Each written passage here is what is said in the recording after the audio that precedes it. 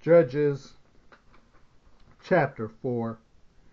Again the Israelites did evil in the eyes of the Lord.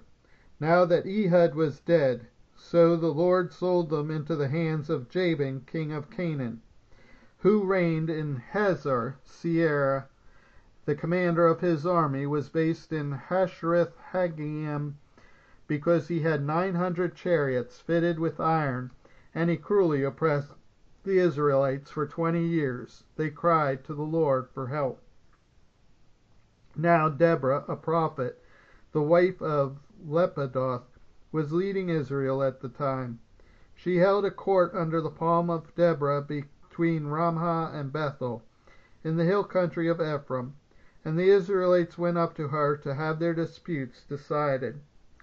She sent for Barak son of Abinoam from Kadesh in Naphtali, and said to him, "The Lord, the God of Israel, commands you, go, take with you 10,000 men of Naphtali and Zebulun, and lead them up to Mount Tabor.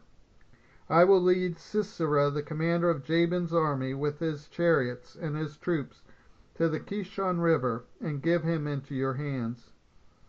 Barak said to her, "If you go with me, I will go, but if you don't go with me, I won't go."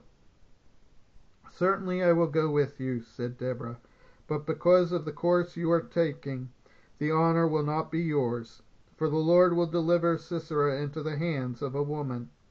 So Deborah went with Barak to Kadesh. There Barak summoned Zebulun and Naphtali, and 10,000 men went up under his command.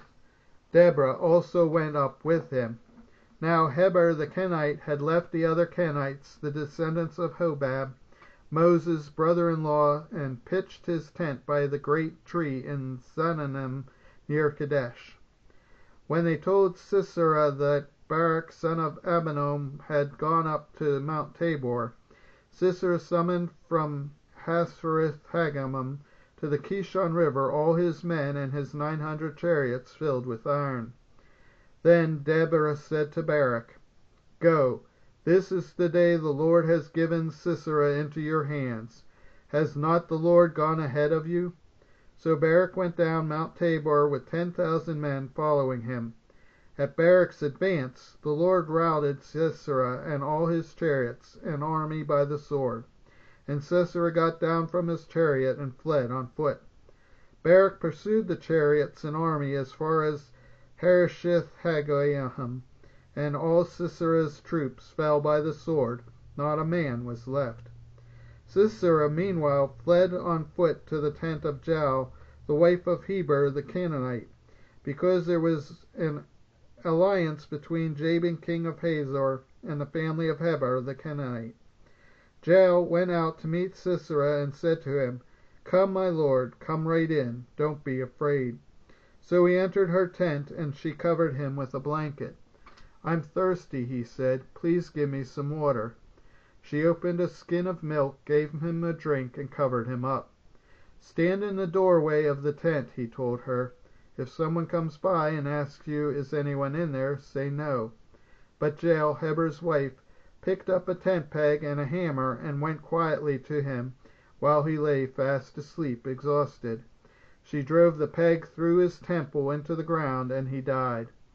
Just then Barak came by in pursuit of Sisera, and Jael went out to meet him. "Come," she said, "I will show you the man you're looking for." So he went in with her, and there lay Sisera with the tent peg through his temple, dead.